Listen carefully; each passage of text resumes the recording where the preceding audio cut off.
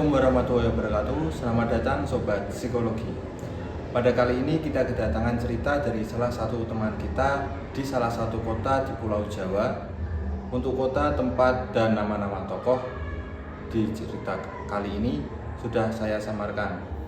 Kita sebut saja cerita ini dari Kak Hilda. Kak Hilda ini adalah anak pertama dari dua bersaudara. Jadi dia punya adik laki-laki, kita sebut saja namanya Tony.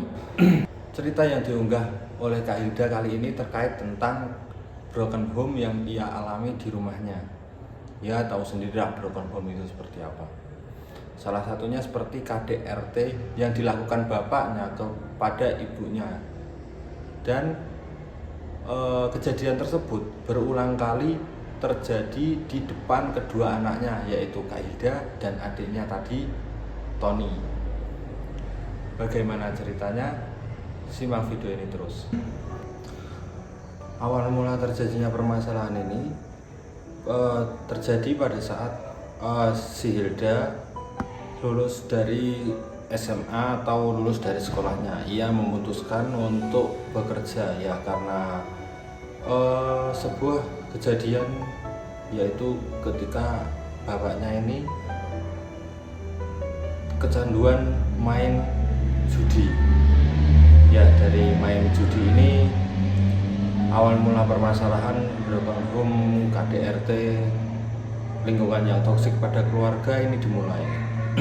Yang pada awalnya sebenarnya ibunya ini sudah mengetahui bahwa bapaknya ini kecanduan main judol karena sering kekurangan uang saat ingin membayar sekolah pada saat kelulusan si Hilda. Nah, makanya si Hilda ini memilih untuk bekerja daripada melanjutkan pendidikannya di perguruan tinggi. Nah, sebenarnya ibunya ini sudah mencoba mengingatkan dengan menasihati secara baik-baik, akan tetapi bapaknya meresponnya dengan kasar.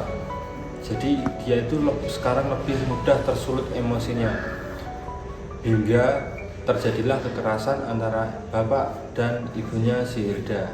Dan kejadian itu terlihat jelas di depan kedua anaknya, di depan Hilda, di depan adiknya Hilda, yaitu si Tony.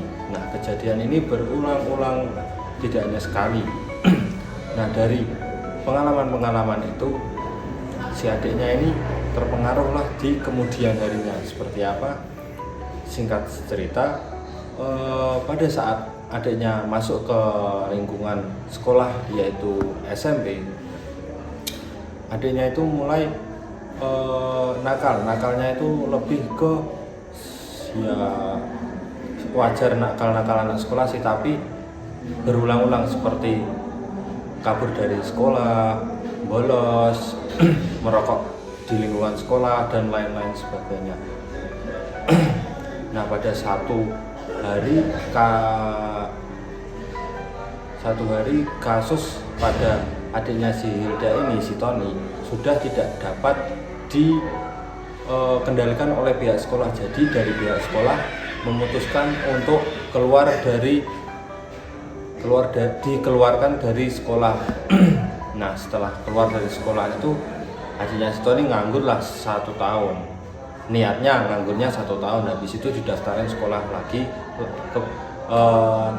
oleh ibu dan kakaknya. Tapi sebelum pendaftaran, adiknya Silda ini ingin bekerja karena niatnya sih baik. Pertama, ingin membantu kakak dan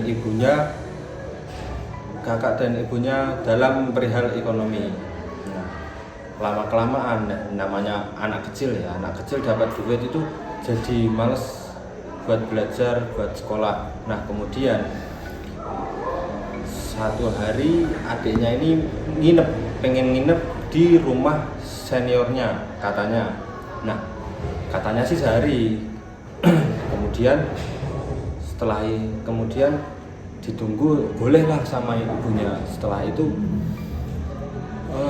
saat dia nginep sehari, 2 hari, 3 hari, bahkan sampai satu minggu dia itu gak pulang lagi ke rumah.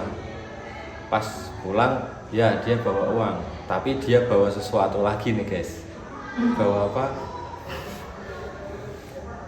Dia itu sudah nato tubuhnya di bagian tengah. Nah, tatonya itu adalah tengkorak teman-teman. Jadi dari kelakuannya si Tony ini dia jadi gak bisa lanjutin sekolah.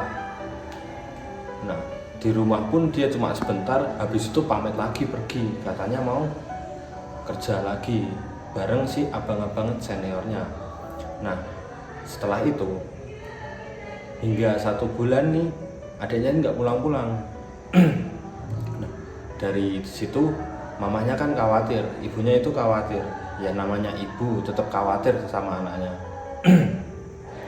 Kemudian ibunya ngajak kakaknya untuk nyariin si adiknya. Pada saat sampai ke tempat kerjanya si Tony, ternyata si Tony itu sudah tidak bekerja di situ selama 1 minggu. Dan katanya dia lagi ngumpul-ngumpul sama anak-anak pun di dekat alun-alun di lampu merah. Samperin deh sama ibu dan kakaknya Sinda. Sampai di situ kaget tuh berdua. Si Tony itu lagi kumpul sama pang-pang yang ada di lampu merah dekat alun-alun itu sambil minum. Ya, jadi ibu tetap sakit hati lah. Terus ibunya mencoba menasihati, tapi malah si Tony-nya marah-marah, ngelawan dia. Lu apaan sih? Kan dia namanya lagi mabuk ya. Tetap pikiran itu kemana-mana. Ngomong senangkepnya aja sih sama Tony itu.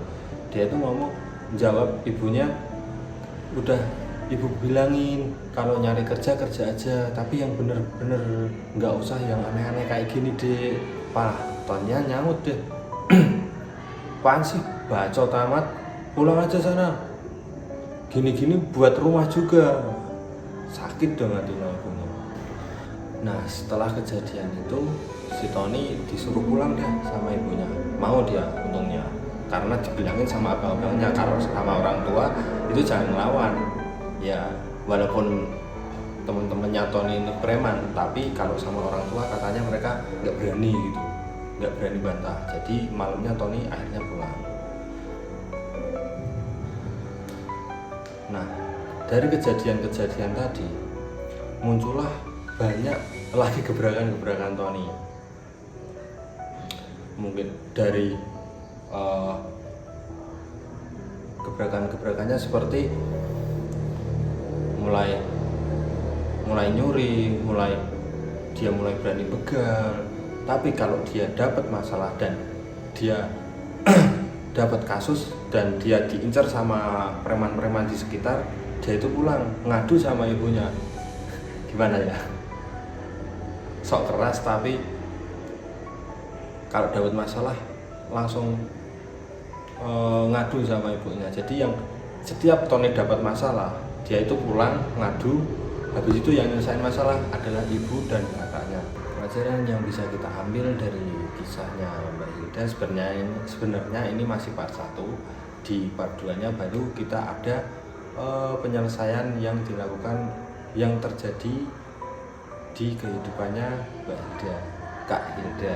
Nah, pada part 1 ini saya menjelaskan bahwa perubahan atau lingkungan keluarga itu sangat berpengaruh terhadap tumbuh kembang anak, apalagi anak di umur 6-7 tahun itu kan masih pada tumbuh kembang. Jadi kenapa si Tony itu bisa berbuat seperti itu? Karena ia melihat langsung bahwa ayahnya melakukan tindak kekerasan kepada ibu dan kakaknya, dan dia mengingat itu seakan bahwa kegiatan itu atau tindakan itu adalah tindakan yang normal dari laki-laki ke perempuan dan ke sesama. Jadi bentak-bentak, asal mukul dan lain-lain sebagainya itu normal di kehidupan selanjutnya. Jadi anak itu belajar dari lebih mudah di lingkungannya. Jadi ini saya ambil dari teorinya Albert Bandura di pembelajaran sosial di pembelajaran sosial. Jadi di bagian observasi atau peniruan sesuatu di sekitar lingkungan, yang terutama itu lingkungan keluarga. Oke, kurang lebihnya mohon maaf. Itu saja yang bisa saya sampaikan. Wassalamualaikum warahmatullahi wabarakatuh. Isai kebayang-bayang, isai tadi